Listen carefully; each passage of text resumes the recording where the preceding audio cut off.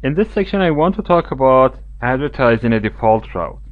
ISP1 is going to advertise a default route to the rest of my network so that other routers will know what to do with unknown traffic. They will direct this type of traffic to ISP1 and ISP1 will know what to do with that type of traffic.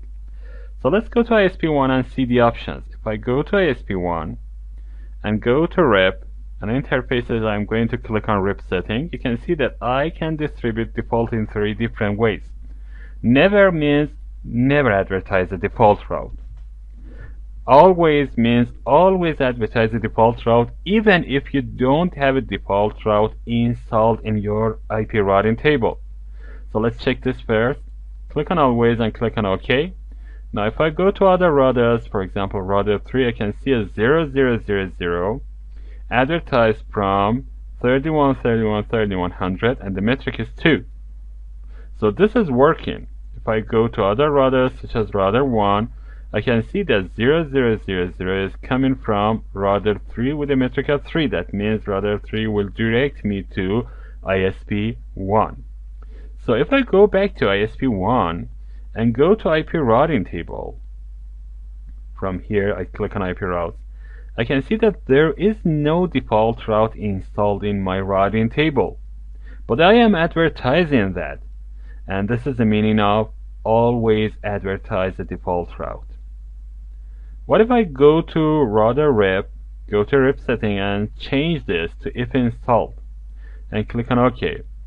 Now if I go back to router 3, I can see that the metric is changed to 16. That means this is not accessible, and after time it is going to time out. So what happened here? ISP1 chose to advertise a default route if only it is installed in its IP routing table. So let's do this. If I go to IP route here and click on this plus sign and add a 0000, now I want to add a gateway. The gateway is going to be 210.210.210.200. This is the IP address of ISP2 in this interface.